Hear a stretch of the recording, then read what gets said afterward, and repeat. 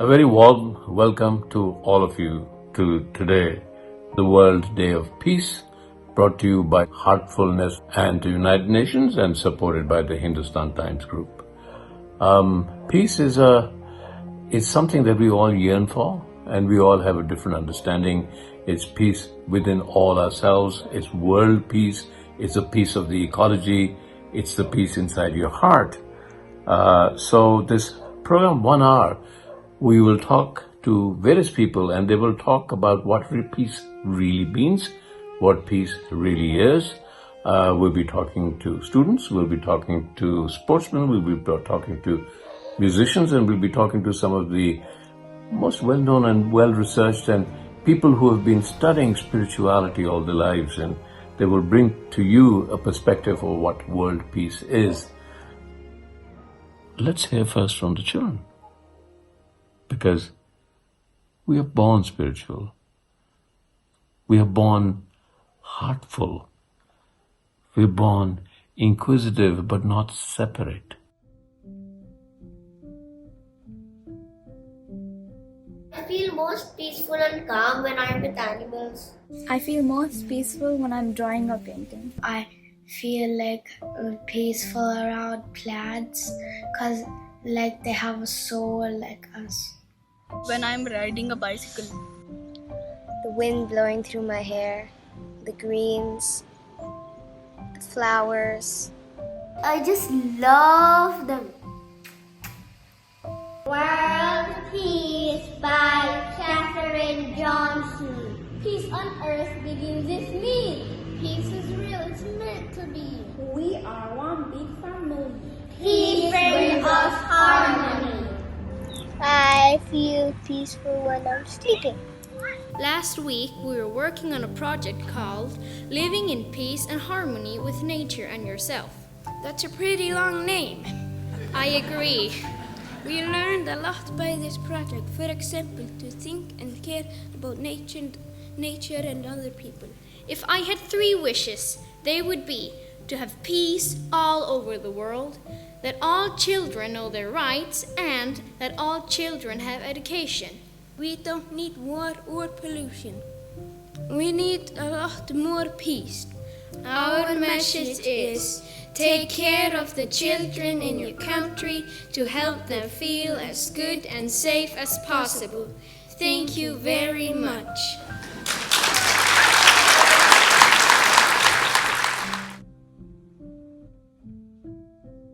I spent the summer with teenagers and young adults talking and educating them about climate change. And their request was quite simple, that us adults listen more to their ideas, to their concerns and what they have to say on the matter. And we started thinking about, why do we know all these facts about what's going on, but we still continue to live our lives?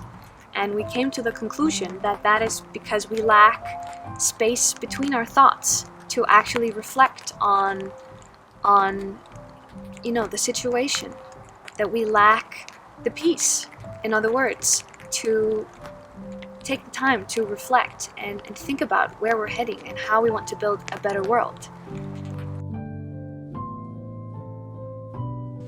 Et depuis des millénaires, nous savons faire la guerre parce qu'on s'y implique, on s'y emploie, on s'y forme, on s'y discipline. Eh bien la paix, c'est pareil. On peut faire la paix si on s'y emploie, si on s'y discipline. C'est de cet ordre-là. Et imaginez simplement la puissance de transformation qu'il y a en nous, en chacun de nous, si chaque enfant qui va à l'école, à côté de lire, écrire et calculer, qui sont les piliers fondamentaux de l'apprentissage, puisse apprendre à savoir qui il est, comment il se sent, quelles sont ses émotions, qu'est-ce que ces émotions disent de lui, quels sont ses talents, comment les mettre joyeusement au service de la vie communautaire. Education for peace, isn't that the most important thing today for the future of humanity and the future of our planet? Today we know that we can teach peace to children. It is actually something that we learn. Gandhi said, be the world you want to see. This is most probably true for peace as well. Let's be the peace we want to live. with ourselves, with others, and also with the planet.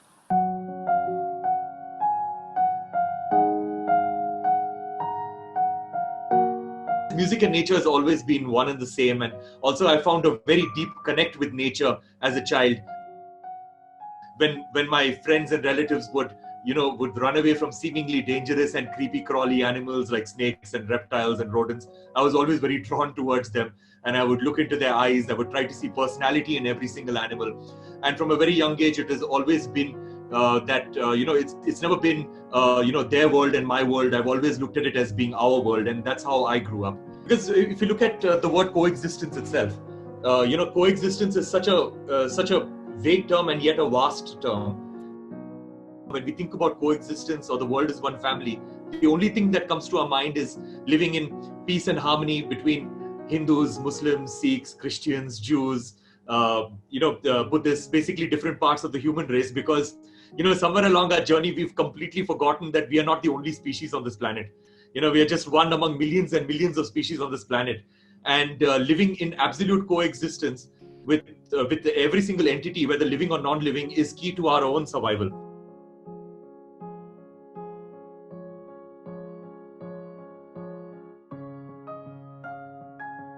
There is different kind of arts. If you're a painter, you work mostly alone. My wife is a painter, I know that, You work mostly alone and you don't collaborate so much. If you're an actor, you collaborate, but you don't talk together. You speak one after the other. One actor will say something, the other actor will say something.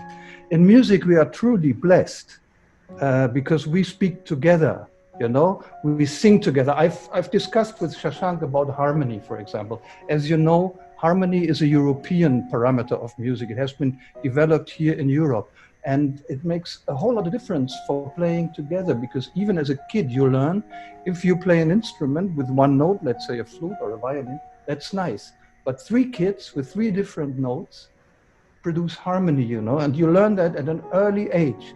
And then you learn, this is much more than the 3 notes each one plays alone. It's a new quality, it's harmony. And this is only possible by collaboration.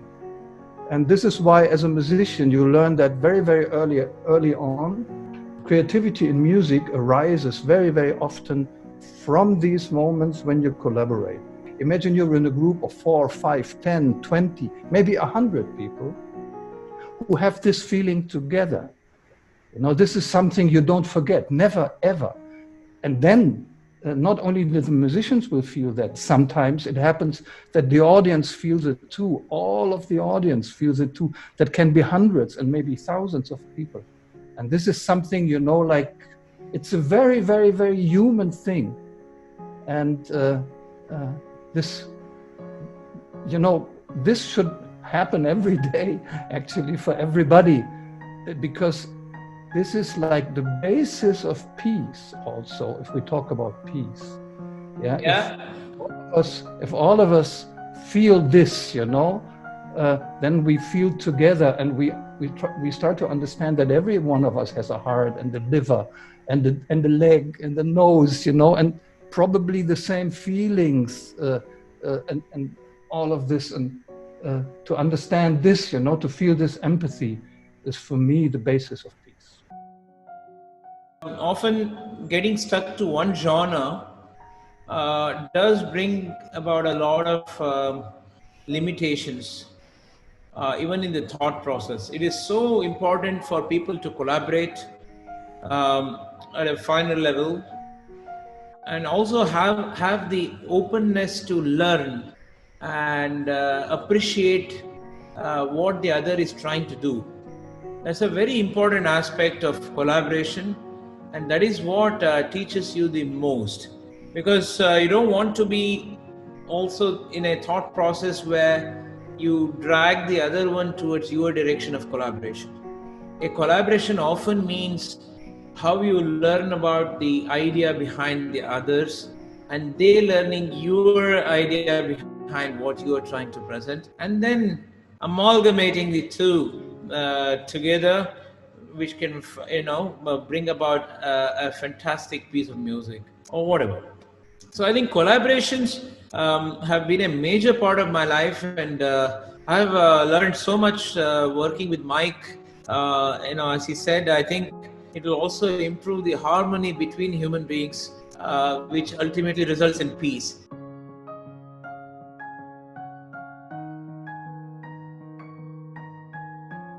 I'd say that sense of distance and disconnection is an illusion that we cannot afford. Our world is becoming so small and so interconnected that all of our big problems are global problems. They're problems for all of us. So just as a matter of self-interest, we have to care. But I think at a deeper spiritual level, if you believe, as I do, that every person is a sacred being, that the earth is a sacred gift, we have to care, we have to love. And the sense of distance is just illusory. And I'd say that can seem daunting if you confront all of these challenges, but I don't think it has to be. In fact, I think it can be joyful. And where I'd start there is to say, none of us can do everything, but all of us can do something. And if enough of us do something, it adds up to a comprehensive global effort to address all of these problems. Don't focus on the separation, focus on the connection. And I'll just close by saying one of the wonderful things, the silver linings of this pandemic experience, is we're all getting much more comfortable connecting like this, connecting virtually. And we're learning that it's as easy to make a new friend on the other side of the world as it is on the other side of town. And that knitting together of a global network of loving relationships is the key to peace. Peace means simply love, well-being, harmony. Harmony in my heart, harmony in my entire physical body and beyond it. It is also harmony in my neighborhood, in everything around me. It is therefore a state of being that cannot be affected by fear, no matter what.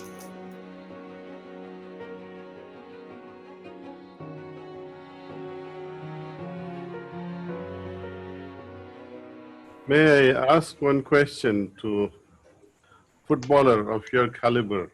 When there is so much of competition in the football world, how do you reconcile competition and peace in your heart? Io credo che il calcio sia un sport che porta dei valori sportivi positivi. E credo che in questo noi abbiamo una grandissima responsabilità. Calciatori, dirigenti, tutti quelli che fanno parte del mondo del calcio.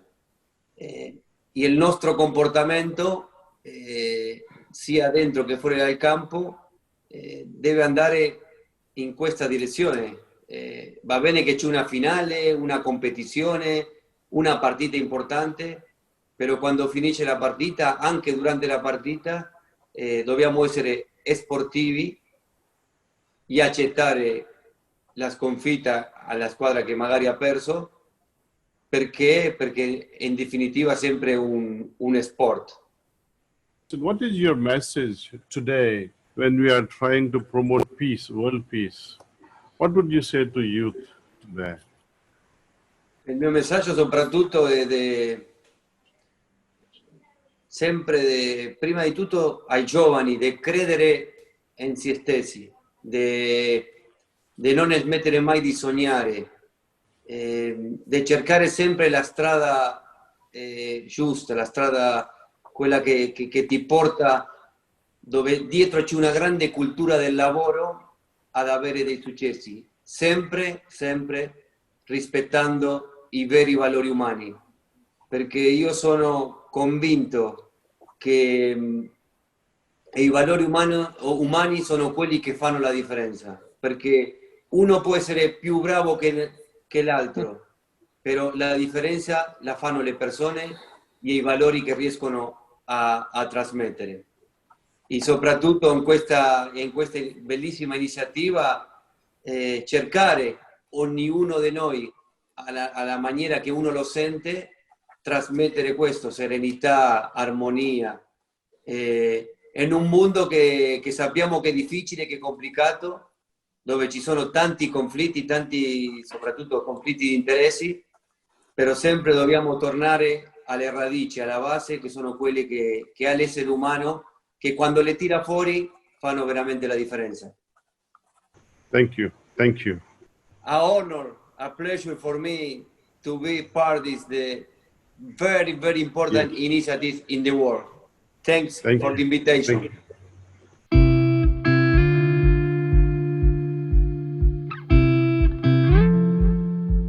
Well, football's taken me all over the world.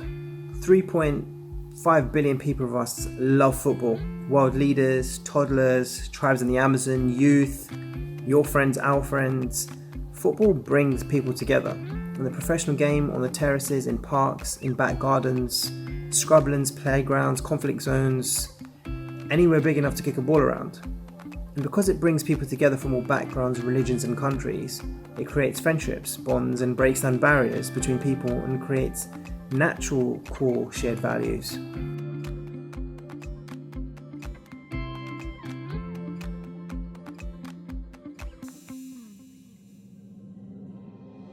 Allora, io il valore della pace lo vivo in due modi. Diciamo che ho due aspetti di me. Un aspetto agonistico che tante volte mi mette in competizioni, in sfida con gli altri e di conseguenza c'è questa rivalità, ma allo stesso tempo mi piace andare d'accordo con tutti, mi piace anche con gli avversari chiacchierare, ridere, anche avere momenti di condivisione, e quindi la vivo un po' in questo modo la gara, la vivo sia con la voglia di battere gli altri ma anche con la voglia di andarci d'accordo, quindi la pace con loro la vivo in questo modo, la vivo come una sorta di rivalità ma allo stesso tempo di condivisione, di storie, di esperienza di vita diversa, perché comunque gli avversari vengono da altri luoghi, hanno altre cose, nuove cose da raccontarti.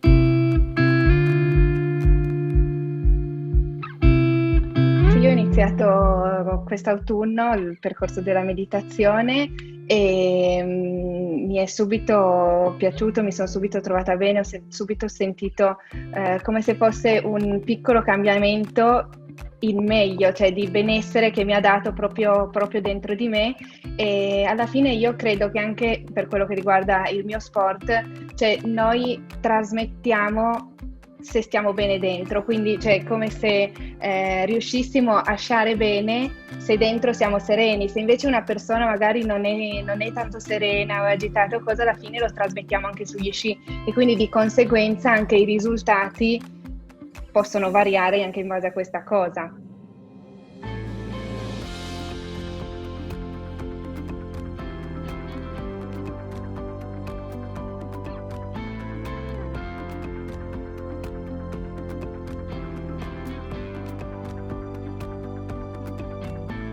About 50 years ago, the Beatles came back from India and brought back Maharaj Yogi's message about meditation. He proclaimed that if 10% of our population could meditate, we would find peace in this world. He taught TM, Transcendental Meditation Theory, but the idea of meditation came to me at a young age, and I pursued it. And over the years, I've used it in a variety of forms for my own personal ability to find peace, and also to find some kind of relief or unity from the tensions that build in the programs that I was running while a basketball coach with the Chicago Bulls and the Los Angeles Lakers. We talked about one mind, one breath. The idea of being here now, not mind being busy, bothered, politically active, seeking for one dimension that we may think is right, but just being peace. Being peace, like Thich Nhat Hanh talks about.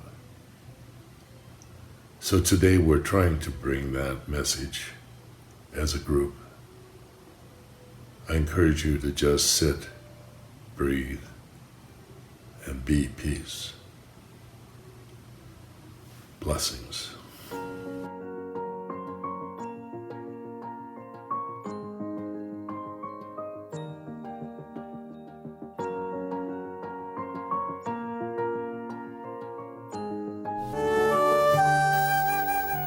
പ്രേമസ്വരൂപ ആത്മസ്വരൂപങ്ങളായിരിക്കുന്ന എല്ലാവർക്കും നമസ്കാരം. ലോകത്തെവിടെയും ശാന്തി പുലരട്ടെ. തലചായ്ക്കാൻ ഒരു വീടും വയറ് നിറയ്ക്കാൻ ഭക്ഷണവും എല്ലാവർക്കും ഉണ്ടാകട്ടെ. നന്മയും ഐശ്വര്യവും ആരോഗ്യവും ആനന്ദവും ശാന്തിയും സമൃദ്ധിയും എല്ലാവർക്കും ഉണ്ടാകട്ടെ. പ്രകൃതി മാതാവ് നമ്മുടെ തെറ്റുകൾ പുറത്ത് പ്രകൃതിക്ഷോഭങ്ങളില്ലാത്തൊരു കാലത്ത് നമുക്ക് പ്രദാനം ചെയ്യട്ടെ. ഇതൊക്കെ നടക്കുന്ന കാര്യങ്ങളല്ലെന്ന് മക്കൾ ചിന്തിച്ചേക്കാം. എങ്കിലും ഇത്തരം സ്വപ്നങ്ങളാണ് നമ്മുടെ ജീവിതത്തിനും പ്രയത്നത്തിനും ശരിയായ ദിശാബോധം നൽകുന്നത്. ദൂതരാകട്ടെ. മക്കളെല്ലാം ഹൃദയത്തിൽ ശാന്തിയും സന്തോഷം നിറയാൻ കൃപ മക്കളെല്ലാം അനുഗ്രഹിക്കട്ടെ. The impact of having that many people meditating would be extremely positive for me, because there will be a power, a strength that would come out from all those different identity who are trying to reach the same goal, the same unity points, that I think could uplift the entire world. And what it made me think would be, I would say, a drawing, a Picasso drawing, that would be this beautiful drawing he did of two hands, reaching together. I think this is this notion of, because of COVID, we cannot touch each other, and touching is an extremely important sense that is missing, but we can still do the same thing at the same time, and being fully connected to a point of I would say, our virtual skin can touch one another. And all those bodies connected will create one body that will be one humanity body. And I think this would really uplift our willingness to simply get to reach one peace and one happiness.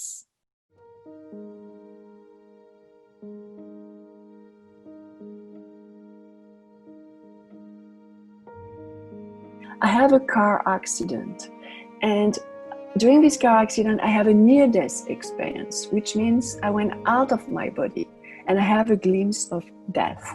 And death for me was a big liberation, to be free from the body and free from the mind. And I went to the source, I went to the light, and I feel so released, so at peace, because I was in the divine consciousness, kind of. And so I was so happy there. I didn't want to go back, but the inner guidance said, welcome, but we just want to tell you, you didn't finish your mission on earth. And I was sent back, and I was sent back transformed, transcend, metamorphose, kind of. And this is where my quest for what is my purpose in life, what is my mission in life, started at the age of 18. And so I finished my master degrees, and I did start an internship in Uzbekistan with UNICEF, working on the well-being of kids, and also in Tajikistan, working on Afghan refugees. At this time, it was in 2020, years ago already, the Taliban came to the north of Afghanistan and pushing the population actually to flee to Tajikistan. And when I met these Afghan refugees, so noble, so hospitable, so at peace despite the conflict, despite the violence. They were just radiating peace. I said, who are these people? They have nothing and they give you everything, because they fled with the kids and the cattle and some wheat in the pocket, and with the mud they did a tandoor oven, and with the wheat they made a beautiful naan like bread, and just to thank us to come and bring blanket, food, tent, vaccination for the kids, they gave all the bread. And I said, well, I cannot eat your bread, you have nothing. And say, this is Afghan hospitality, you should take the bread. Hey, I'm Nadia Nadim, I'm a professional football player, play for the Danish national team and Paris Saint-Germain in France. Of course, I didn't have the easy start in life.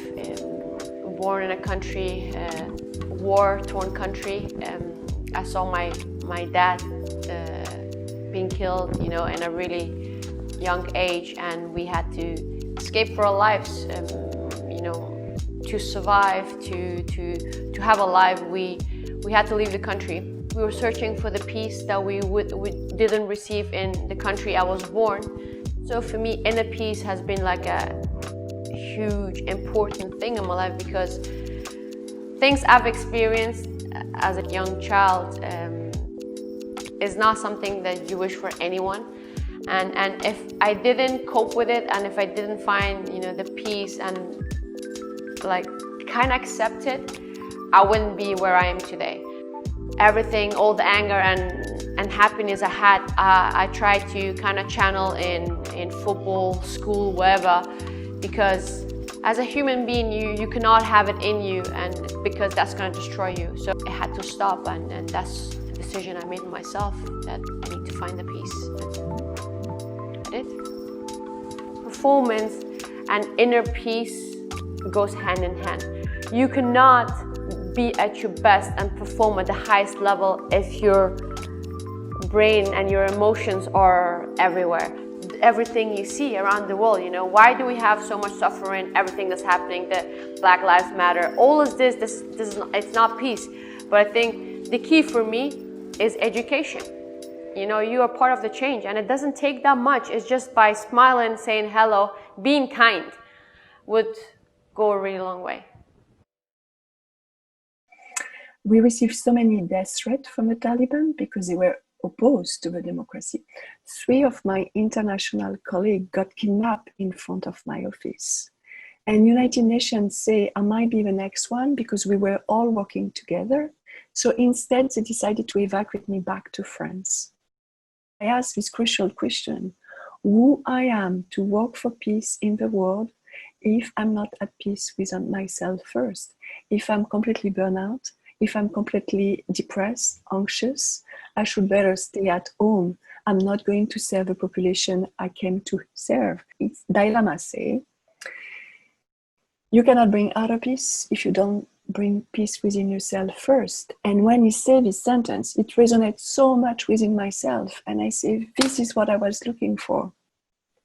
And so I decided to take my backpack and to go all around India to spend time with all the spiritual masters who teach inner peace and non-violence, which was life-changing experience, because I realized peace, it's here and now, and your monkey mind is always bring you in the past, in the future, but real peace is when you are fully here and now. The UN called me back to come to Afghanistan again to work on the peace process, and I say, oh, really? Do I want to do that to myself? I'm so at peace now. And I call my Afghan colleague and say, yes, you initiate the peace process, democratic process with your colleague. You should better come back now because the situation is worse. And so I came back. But it completely changed. UN came to pick me up at the airport in an armed vehicle with a helmet, with a bulletproof jacket, and they put me like a bunker guest house. And I say, this is not the Afghanistan I used to love. What happened to this country? And so the security situation was worse and worse. So I was always practicing my yoga meditation every day. And my colleagues say, what happened to you? You changed. I say, because now I have my spiritual practice. So they did ask me to start teaching, which I started. And all my Afghan colleagues wanted to come, so I invited at home.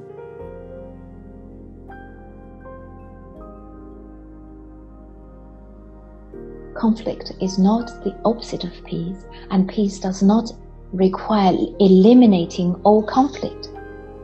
Often, it is the presence of conflict that can invite us to encounter, to dialogue, to engage our humanness, and to recognize each other as human beings, as a part of a we.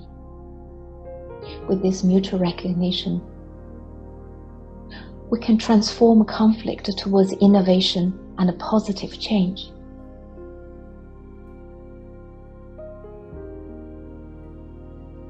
Where do we identify peace or peacelessness? It really is with our thoughts. And we all know when our thoughts move in a certain direction towards things that are difficult for us, we don't feel peace at that time. That's why the practice of going inside and experiencing the natural peace that is part of our being is just so important at this time. People are searching, people want peace, but I need to take time to find that peace within. And of course, once I touch it, it's like I touch the heart of my being, the soul of who I am.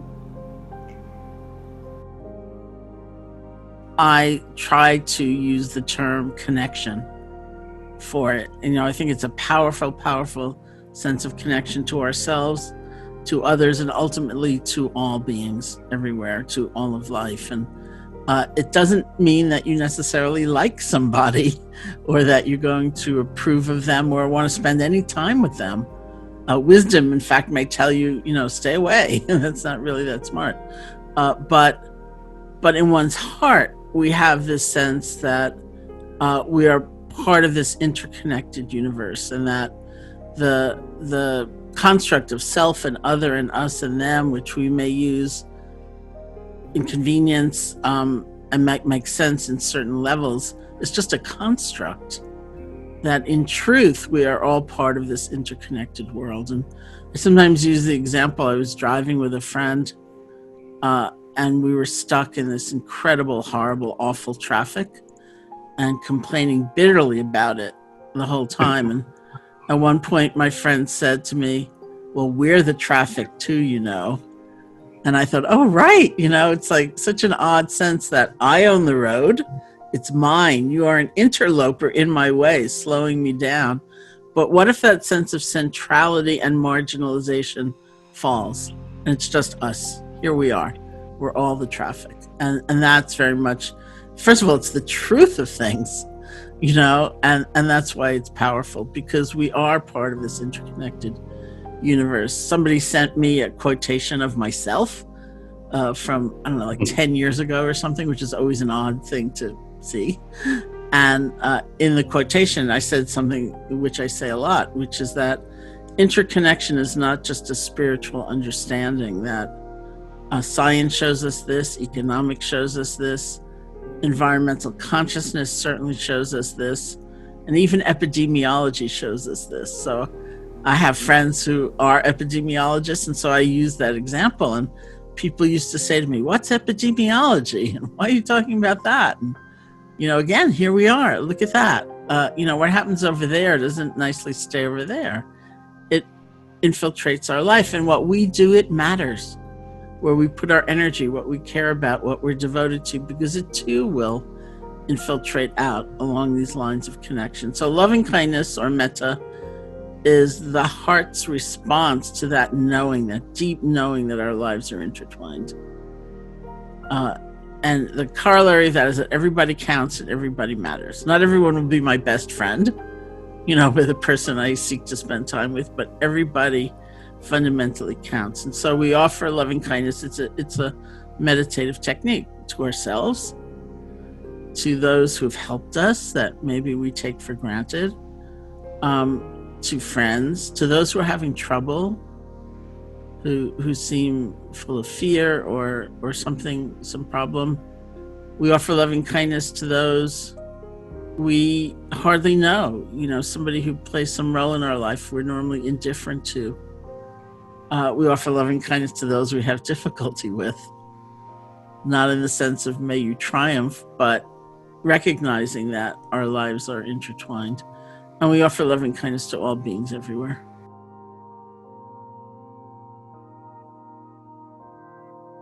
The most valid science on the planet is quantum physics. There is no science that has been tested more, verified more. It is the most truthful. If you're going to question a science, don't question quantum physics first, okay? I say, so why? And now this is the emphasis of why I say this. The first principle of quantum physics, consciousness is creating your life experience. And now all of a sudden I'm saying, guess what? Biology, epigenetics, quantum physics, both say the same thing. Biology and physics come together at this point. People think their thoughts are in their head. And I go, how do you know? Well, I put wires on your head. It's called electroencephalograph. I'm reading what's going on in your head. And then I go, and there's a new device that reads brain function. It's called magnetoencephalograph. And I say, why is that relevant? Because the probe is not in your head. The probe is out here. And I go, stop. What the hell does that mean? Just stop. I go, my thoughts are not contained in my head. My thoughts are broadcast into the field. So I am creating a field of consciousness around my head, okay? And then, now here's a quote that I always love. This is an Albert Einstein quote. The field is the sole governing agency of the particle. I say, what does that mean? The field is the invisible energy around us. The particle is the expression of energy as matter, okay? It's not real matter, it's an energy, okay? Because everything is energy, quantum physics, okay? But what does it say? The field, the invisible energy, is the sole governing agency of that particle. So I say, that. What does it mean? I say, your thoughts are a field, and it's shaping this particle called the body. That's quantum physics.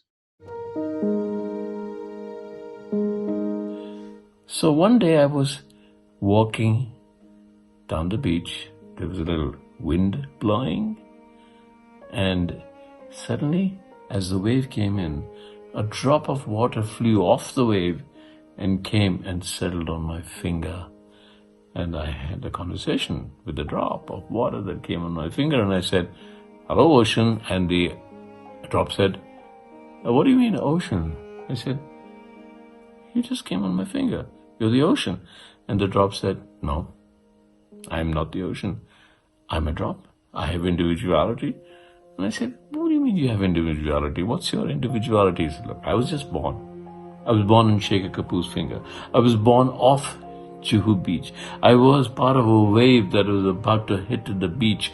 I was born in the sea that is around Juhu Beach, which everybody says is very polluted. This particular time I was born, and I said, but you're just a drop. And the drop got really upset with me. I said, what do you mean I'm just a drop? I'm an individual.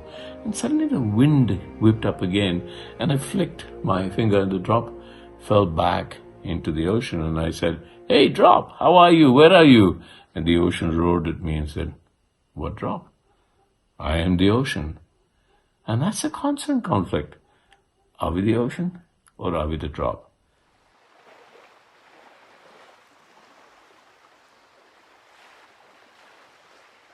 Purity, peace, power, love, happiness, knowledge, and bliss. This is one folder which is common on every soul. Ask anyone, what do you want? And everyone has the same answer. I want peace. I want happiness. I want love. I want wisdom. I want happiness. I want bliss. Everyone wants the same. Even someone who is contemplating war is actually doing it for peace. You ask them, why are you fighting? Why are you doing all this? They say, we want peace. So everyone wants the same vibration, because that's the original nature of every soul. And that's why we understand the drop and the ocean. Each one is an individual drop, but we are carrying the same quality as the ocean. And the ocean is the supreme power, the ocean of love, the ocean of purity, the ocean of bliss, the ocean of powers. That is the supreme power. And each one of us is the soul, which carries the same qualities as the supreme soul. But on the journey of lives and many lives, we created so many other sanskars, and we're using them in our life. And we forget to use those 7 sanskars out of that original folder.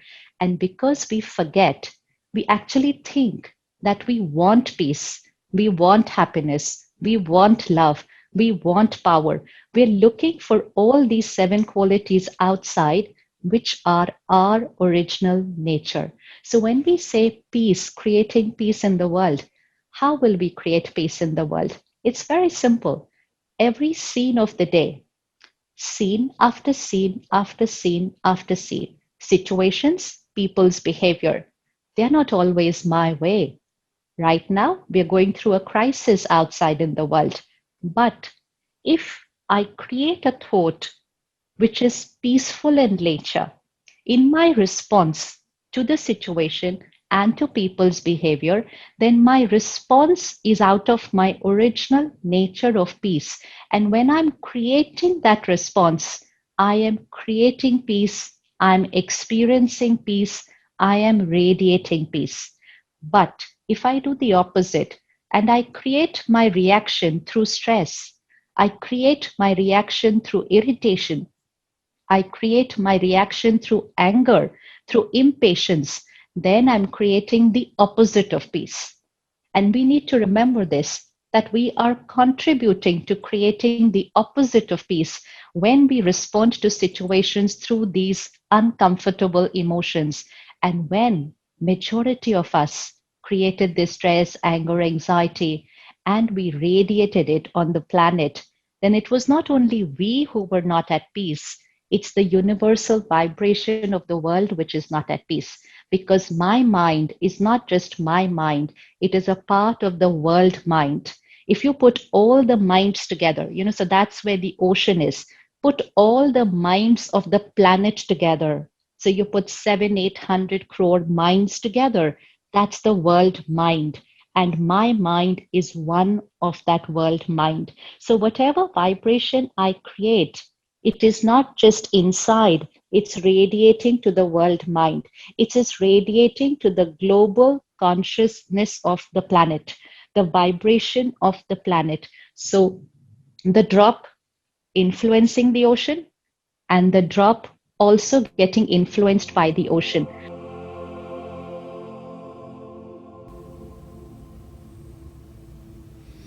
Yes, the message I'd like to share, and it comes from my own lived experience over many years now, is that the most joyous and deeply satisfying thing any of us can do is to commit our lives to this cause of love and peace building, of building a world in which everybody can flourish. And so if you're a young person deciding where you want to dedicate your time and energy in your life, I'd say dedicate it to this global movement to build a more peaceful, more loving world. That starts with developing the gifts you've been given, and all of us have gifts of mind and heart and spirit. Put those to a noble purpose and become a leader. My experience is that we can lead from wherever we are, within our families, within our communities, within our organizations at work, and we can lead from any level in the organization, because everything we do every day pushes our culture in the right direction or the wrong direction. So push it in a life-affirming direction. This is the most exciting time, I think, in the history of the world. We have the knowledge and resources and technology to build a world where everyone can flourish, but we also have the capacity to use that power destructively. Today's young generations will decide which it is, and I just pray that enough of us will commit to using that power in life-affirming ways that we really can hand on to the generations that come after us a more peaceful world.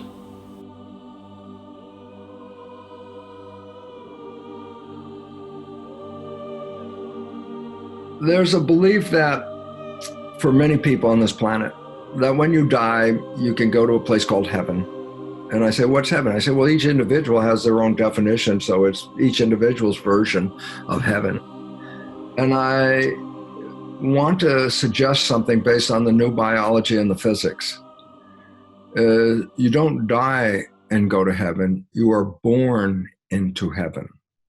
This is where we came to create. And I say, when you are empowered and operating from your conscious mind and running your life, that's usually expressed in something called the honeymoon.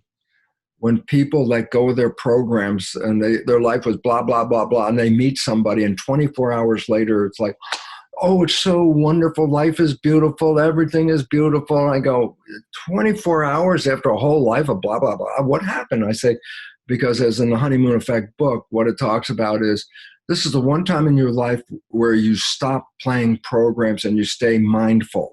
Yeah. And I say, so what's the relevance? I say, the moment you stop playing the program, your life becomes heaven on earth.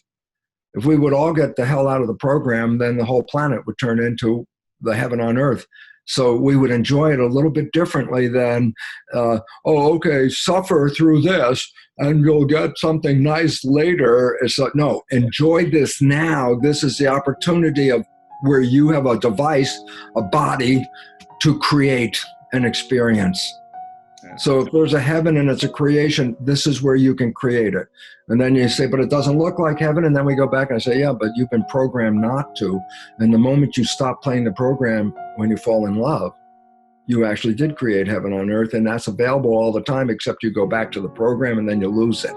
If I was going to make a oscilloscope picture, the vibration, love is a nice, smooth sinus, wave like this, just a nice, smooth wave. Noise is like that. Harmony is in the sine wave, peace. And anything out of harmony starts to become jagged, and now it's that instead of that. Okay?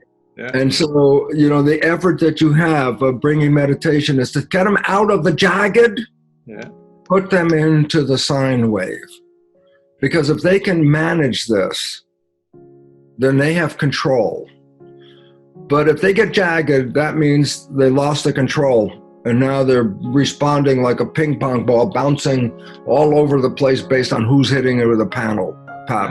Wake up as many people as possible, because the more of us that are broadcasting consciousness of heaven, the more we will all collectively manifest it. So I wish you luck on your effort, because raising consciousness is the game.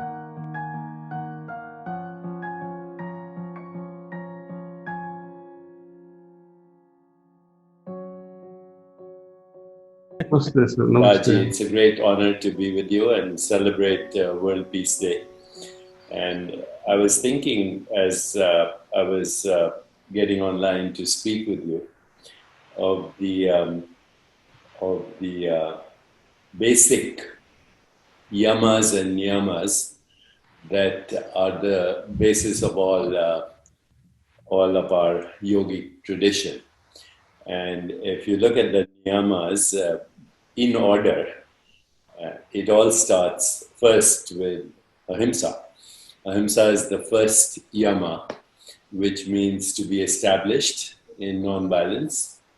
And the great sage Patanjali says, when we are firmly established in peace consciousness ourselves, then all beings around us cease to feel hostility. So you have actually to do nothing but be peaceful yourself, and bring the presence of peace wherever you go. And if you do that, then people around you will feel peaceful, not by what you say, not by what you do even, but just by your presence. And that is the great gift of Patanjali when he says, the first lesson of yoga, he says, you start with ahimsa, and then you start with satya. Satya is truth. And when you have satya added to ahimsa, you automatically have asteya. Asteya means you don't covet anything because you're totally fulfilled within yourself. You're totally fulfilled within yourself. And from that experience of asteya, non-stealing, non-covetousness, non-jealousy, comes what Patanjali says, aparagriyaha, which means detachment from the fruits of action, which ultimately leads to the best use of your energy, your vital force. And so on World Peace Day, I think it is very appropriate for us to celebrate the great yogi traditions of India, who also talk about the niyamas, cleanliness, sauchna, fulfillment that comes from self-study or swadhyaya, swabodhya, or the effulgence that comes from the radiation of peace and ultimately results in what we call oneness with our source. So yoga is that tradition, and everything we're doing in this world right now is the opposite of yoga. We're coming from the fragmented mind, from the ego mind, which makes us look at ourselves as separate beings and then looks at the world also as separate when we are one with it. As you know, one of the greatest Mahavākyas is Tattvamasi. Whatever I see pure consciousness. Whatever I see the divine. Whatever I see the infinite. It doesn't matter what it is. It could be a cup of coffee. This is a modified expression of the infinite. So, on Peace Day, I think we should just be peace. We should speak peace. We should create peace. We should express peace. And we should celebrate peace. And if enough of us do this, then we'll have a peaceful world. Because I've seen enough peace activists, even Nobel Prize winners in peace, and they're not peaceful.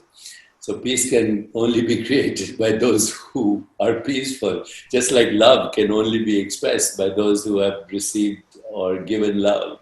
So in Mahatma Gandhi's words, we have to be the change we want to see in the world.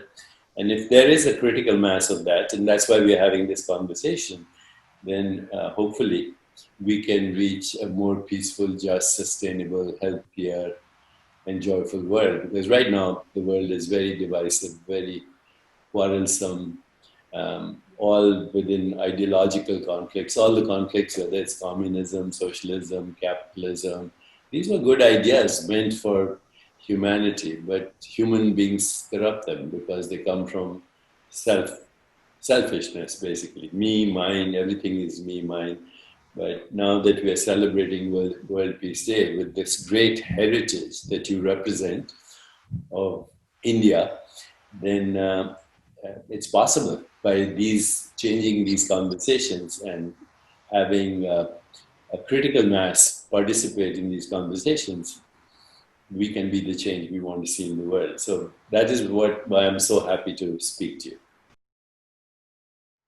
Commonly, we think of peace as only a lack of violence between individuals, whether at a physical or mental or emotional level. Yet, even when we are totally alone, we often find ourselves restless and lacking in peace. When you are not at peace, is it possible to appreciate anything at all? Your restlessness will prevent it. When the mind is calm and ripple free, it can create. There is a sloka from Bhagavad Gita, chapter 2, verse 66, which inspires me greatly and deeply. Nasti buddhir yuktasya na chayu vaktasya bhavana na chabhavayataha santir santasya kuta sukham. It means there is no wisdom without harmony, and without harmony there is no contemplation, or vice versa. Without contemplation there cannot be peace. How can there be joy without peace? This is Lord Krishna saying. Peace and joy are innate qualities of the soul, but it is through meditation that we create the conditions that allow them to blossom. With the support of yogic transmission, the specialty of this path, the heartfulness way of meditation, it takes us on an inner journey in which we make a contact with the soul and pleasantly have our first real experience of peace.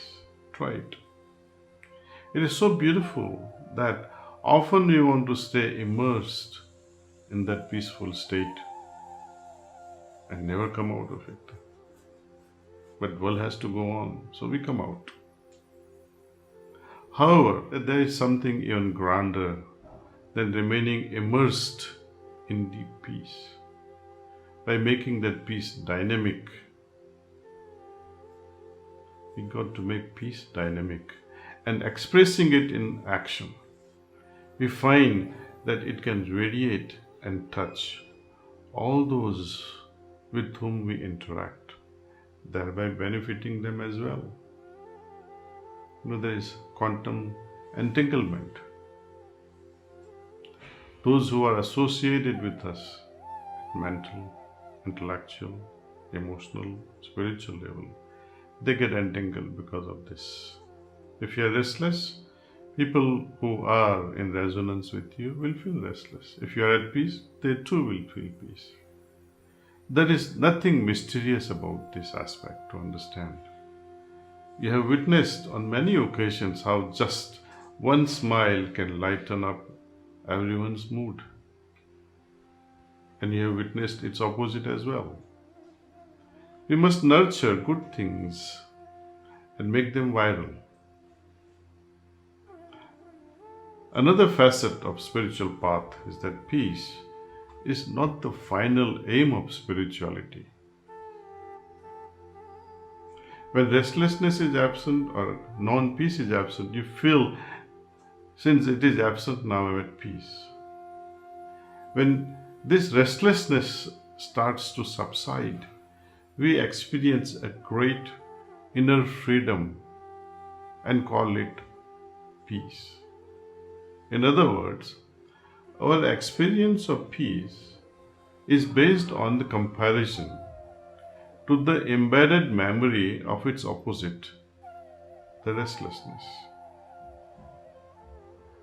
But what happens when our restlessness dissolves completely? When it no longer exists, even in our memory?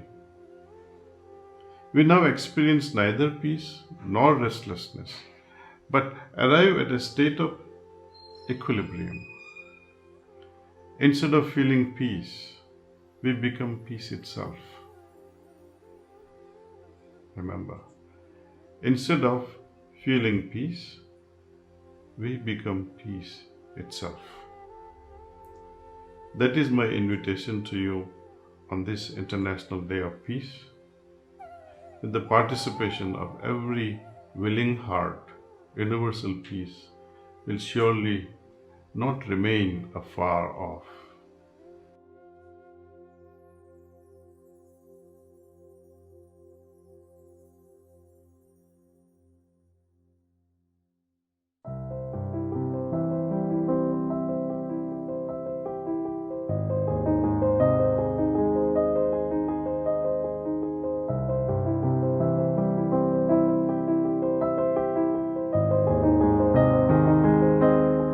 Тепло приветствуем каждого.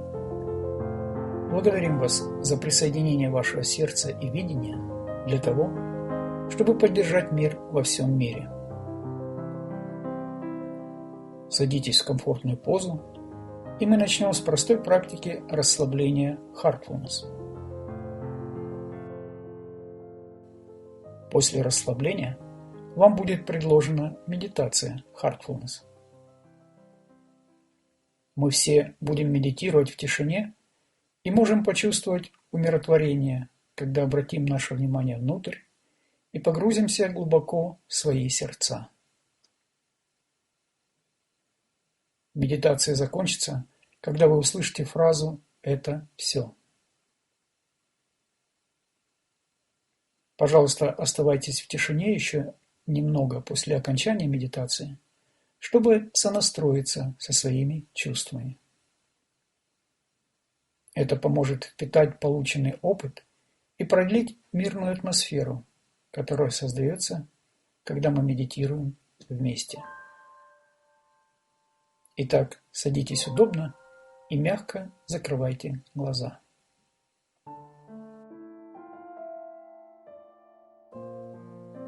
Начните с пальцев ног. Пошевелите пальцами. Теперь почувствуйте, что они расслаблены. Представьте, как мягкая, исцеляющая энергия Земли поднимается по вашим пальцам, ступням и лодыжкам. Далее она поднимается к вашим коленям, расслабляя нижнюю часть ваших ног.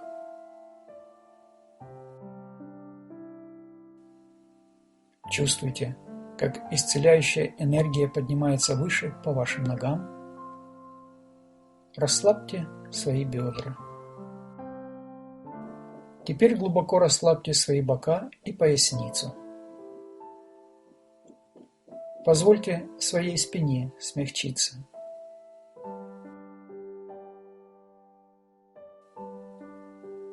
Почувствуйте, как от копчика до плечей вся ваша спина полностью расслаблена. Расслабьте свою грудь и плечи.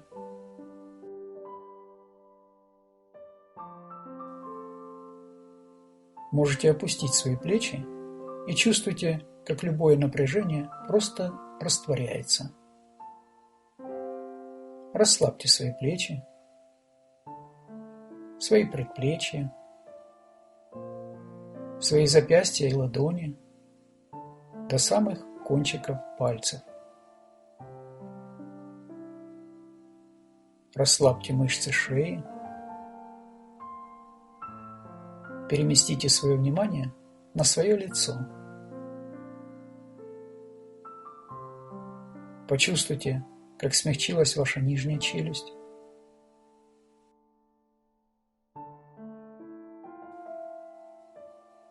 И позвольте уйти любому напряжению вокруг вашего рта, носа, глаз, ушей, мышц лица, лба, до самой макушки вашей головы.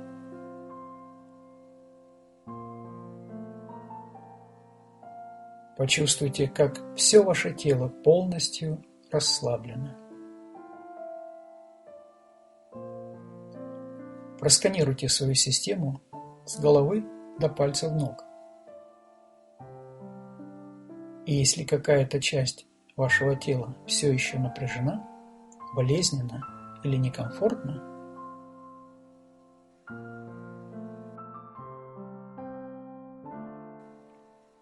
почувствуйте, что она погружена в исцеляющую энергию Земли еще немного дольше.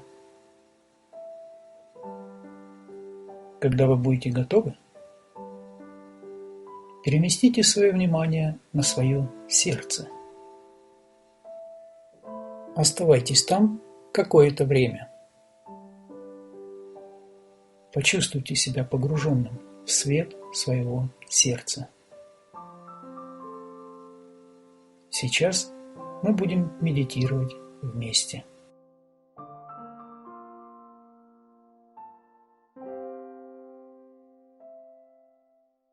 Предположите, что источник света, который уже есть в вашем сердце, привлекает вас изнутри. Мягко расслабьтесь в этом чувстве.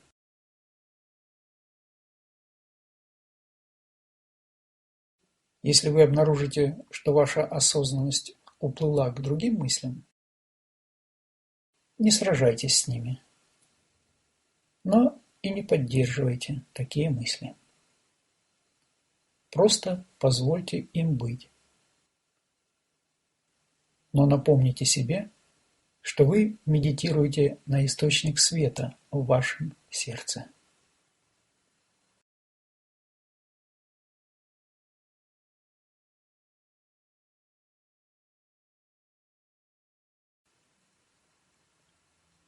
Позвольте себе уйти еще глубже.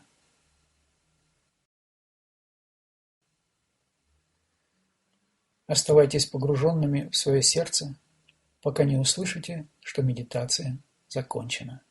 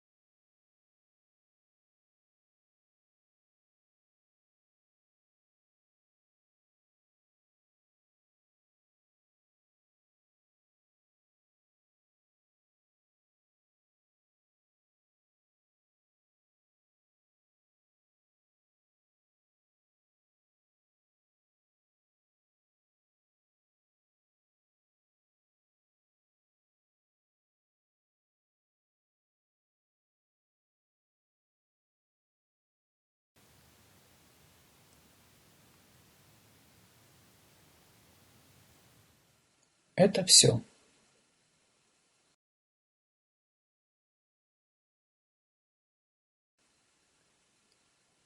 Держите глаза закрытыми еще какое-то время и запомните, что вы чувствуете.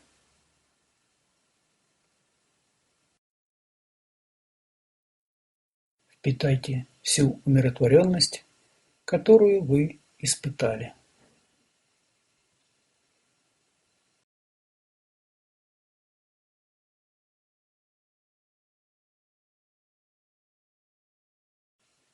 Теперь представьте, как эта умиротворенность распространяется наружу на все и на каждого вокруг вас.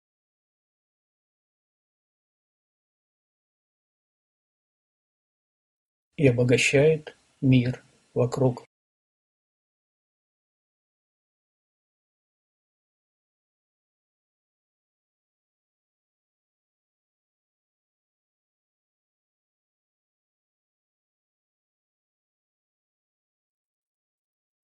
Когда откроете глаза, дайте себе время насладиться опытом.